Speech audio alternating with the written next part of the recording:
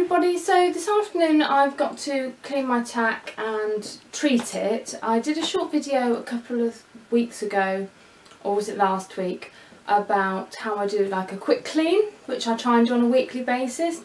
Then every few weeks I try and strip all the bridle apart and the saddle apart and clean salt and then treat it. So that's what I'm going to do today. So I've got my saddle soap that I used last time, and then this natural leather balm, which is new to me, but I'm going to use that to treat the leather with. So the first thing I'm going to do is take the stirrups off the saddle. So to do that, I pull them away from this metal bit here, which I'm not sure if you can see, but which is called the bar, and just pull backwards and it comes off like that. So what I'm also going to do is I'm going to swap them over because they do stretch, so I have to try and put that so that I remember which way round they were. So I'm going to hang it over the edge with the buckle facing the way they were on, and take the other one off and do the same with that one.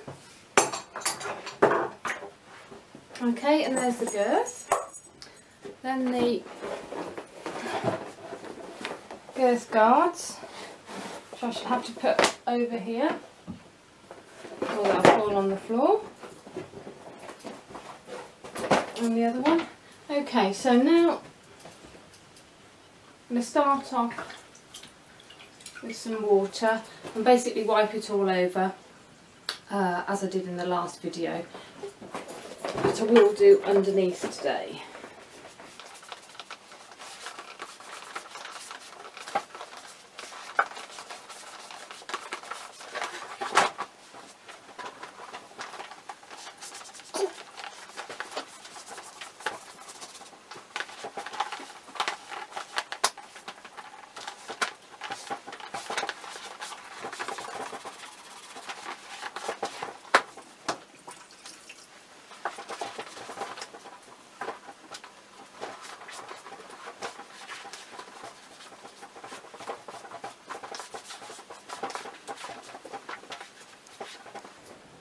I find it gets a bit grubby down the gaps, which often I find very difficult to clean, because you don't want to damage the leather by pushing in.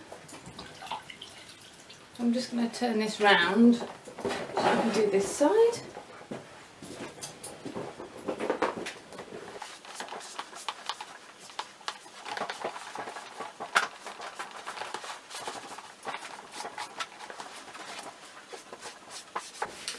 On top of it by doing it frequently, it's not too bad a task really, but when you leave it, it's hard work. So I'm just going to fill a bucket with water to put the stirrup irons and the threads in here. So I'm going to take the stirrup leather off. And I've still got to try and remember which way round they were. So the saddle, I'll turn the saddle back round.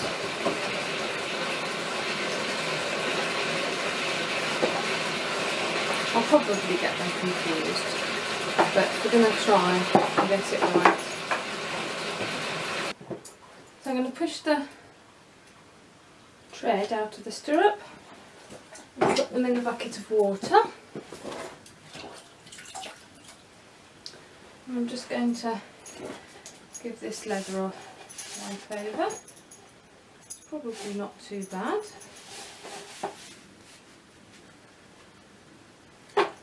Just check the end. Okay. And the other one.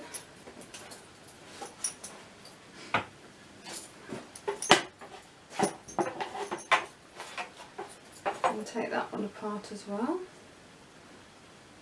I've got old-fashioned stirrups. I know there's quite fancy ones you can get now. You can get orange ones and green ones, and they're much lighter. They seem... I'm quite tempted to try some, but Then I think maybe because they're so light, if you lost your stirrups and fell off, they'd fly around more, but maybe that's not right. Maybe they would fly around the same amount. I'm sure they've done lots of research into it anyway, but they're a bit dear and there's nothing wrong with my stirrups, so there's not really a reason to replace them at the moment. Maybe I will in the future, next time I need some stirrups. So I'm just wiping over the girth and down in the cracks.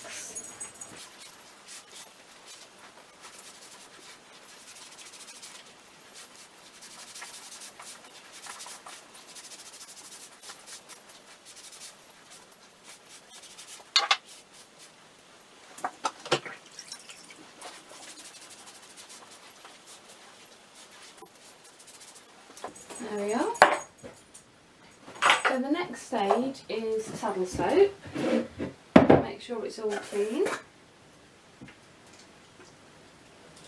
So, a little bit on the sponge. Do underneath first.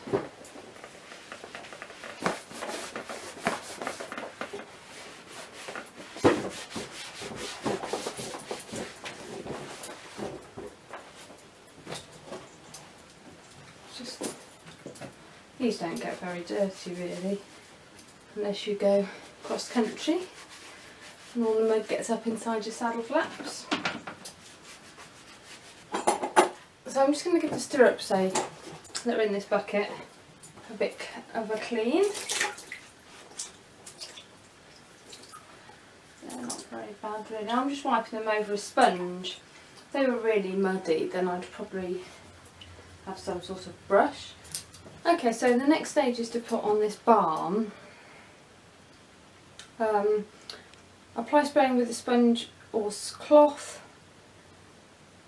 That's all it says really. It doesn't give you any directions for use or anything, so I'll give the saddle a good clean. Okay, I'm going to start on the bottom.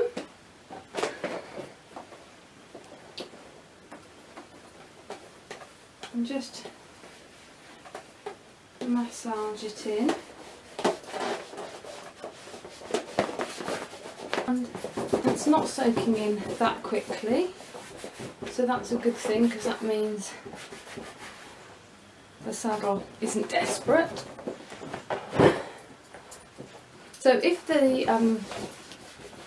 what was I saying, if the dressing or balm that you use soaks in really quickly, it probably means you're not treating your leather often enough.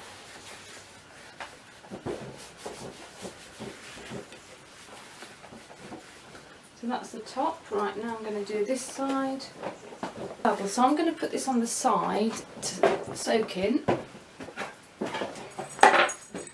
To be honest, this seems to always be the bit that needs it the most, I suppose, because this is the bit that directly touches the horse, whereas the saddle is always on a number or a saddle cloth.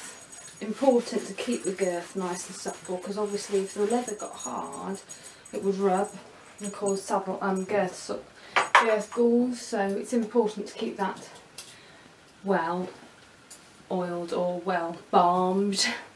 So I'm going to leave that to dry and soak in now, and I'm going to do the bridle. So the first thing I'm going to do is take the bit off. My hands are going to be all greasy now. Oh. So it's not going to be very easy.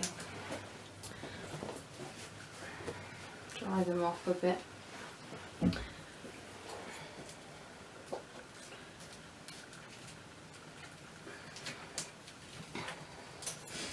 This is where only take it apart if you know how to put it back together,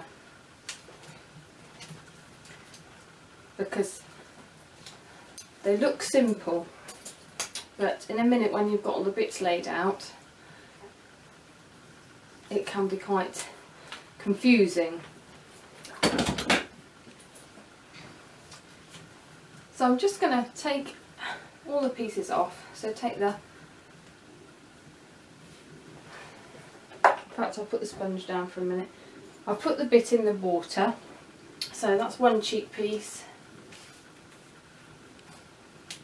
If you need to, check and try and remember what hole they're on. When you have a bridle that's only ever been used for one horse, it usually gets quite a big indentation in, so it's easy. But if it's often at riding schools, they've been used on lots of different horses and ponies over the years, and they have lots of indentations, so it's tricky to tell which is which. So we've got the noseband, put that over there, brow band, the headpiece,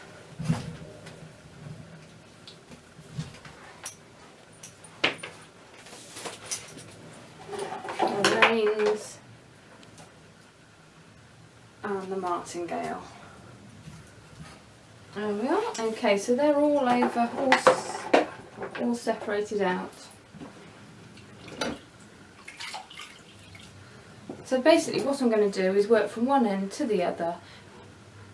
First with the water to clean all the dirt off, then with the soap, and then with the leather balm. This is a relatively new bridle for Basil. The bridle I had, I'd had for a number of years, and it had been used on 2 different horses previously, and it had stretched quite a lot. Which, to be honest, I didn't realise until I went to buy him a new one, and I bought a cob size one, which in hindsight sounds ridiculous, I know, because he's 16'1", but he was wearing a cob size bridle, so I thought, well, I'll buy the same one. And of course when I got it home and compared it to the one I got, it was nowhere near big enough. Now either they've hugely changed the size variations, because my previous horse, she was 15'2", and then it was also on a 14'1" pony before that. So either they've hugely changed the sizes, or it had stretched a lot, and I think probably it had stretched a lot. So before I actually used this new bridle, and I've always done the same thing. Somebody told me to do that a long time ago, and so I've already kept up, is that before I used it, I gave it several treatments. So I used a leather dressing, and I've always done that until I'm trying this stuff. So I gave it 2 or 3 treatments before I used it, and that made a big difference. It really started it off nice and supple, because sometimes they're quite stiff when you first have them. And now I'm going to go along and soap everything. I mean, as you can see, it takes longer when you're treating it and things and taking it apart. If you can take it apart every week, and do it like this, and then clean it, do the quick clean every day or every time you ride, then I think that's ideal. But I don't have time, and I think probably there's lots of people that don't have time to do that. With the sort of martingale loop, I try and do inside as well as possible. You can't properly undo these things the way they're made. I'll try and clean it within. Right, so that's that done. So that's the soaping all done. Let's put the lid back up, tidy that away. While I wait for that to just dry a little bit, I'm just going to clean the bit.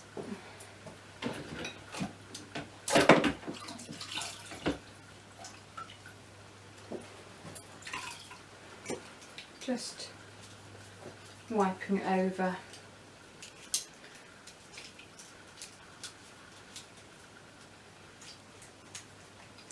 As I said last time, I think if you rinse it off every time you ride, then they don't get particularly dirty. There we are. Okay, and that's my towel for doing that.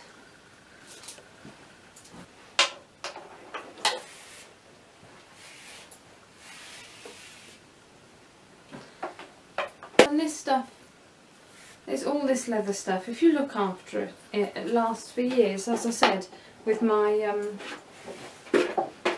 previous bridle, which I probably made last longer than I possibly should have done, as it had stretched so much. But if you look after it, it'll do horse after horse after horse.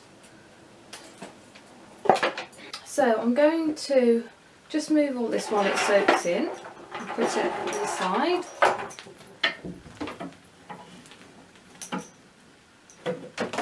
I'm going to put the saddle back together now. And it's still soaking in actually, so, but that's not necessarily a bad thing. So the first thing I'm going to do is put the girth guards back on.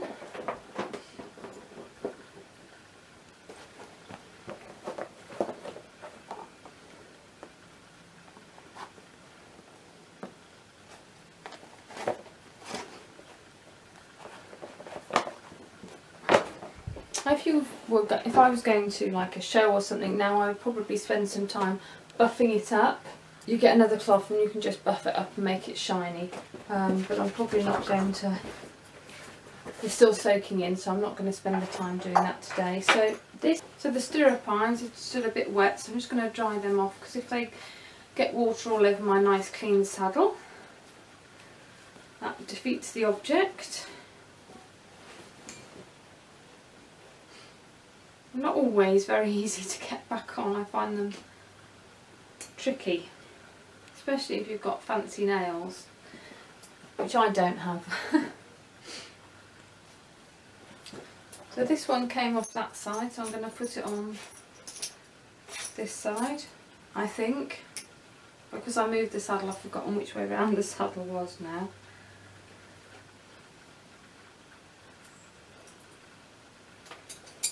Next time I get on, I'll just have to check I've put them at the right length.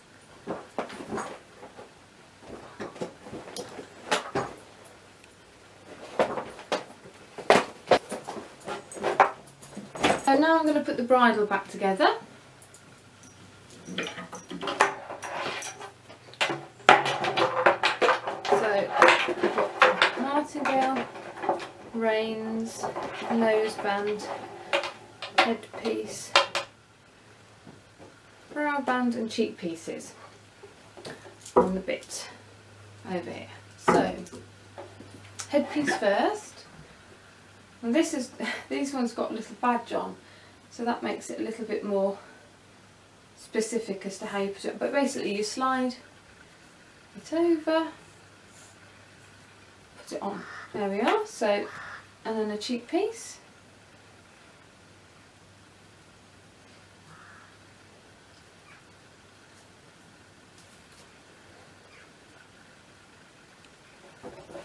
And the other cheek piece.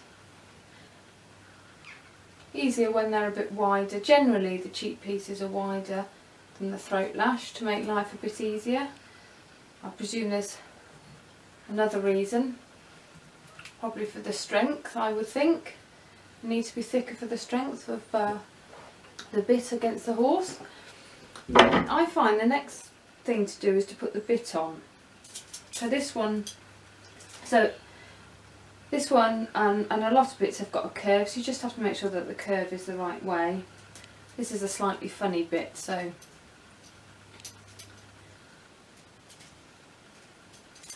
that's the bit on now. So then I find it's easier to put the noseband on and get it so that it's all correct. So the noseband feeds up the inside and then down the other side, underneath, and it sits underneath the headpiece, and you want it to sit inside the rest of the bridle, not on the outside. So you don't, that's why you do it after the bit, because when you're putting the bit on you can get confused if you've already got the noseband. So it's much easier, put the noseband on afterwards. and then you can see that when it goes on the horse, the whole thing will sit inside. Lastly, well, not quite lastly, next I do the reins. I tend to put them around my neck, as that helps in a minute with the martingale.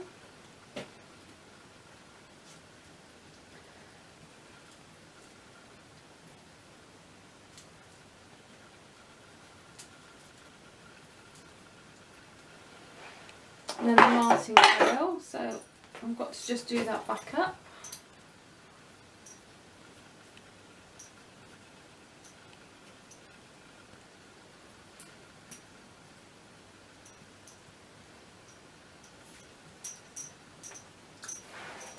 Okay, so now I'm going to put that over my head and make sure the reins aren't twisted.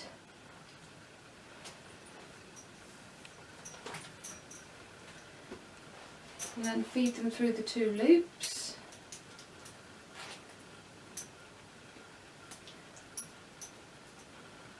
And then you know it's not twisted. Best way of doing it. And then I'm going to make it all look smart by wrapping the throat lash round the front, through the reins and the 2 martingale straps, back round the front, doing the throat lash up. So that's my big tack cleaning routine that I try and do on every few weeks. I don't get to do it every week, and I don't think really the leather needs treating every week, just every few weeks. It's all set for my next time I go for a ride on Basil. So I hope you've enjoyed this video. If you have, please subscribe, and thanks for watching.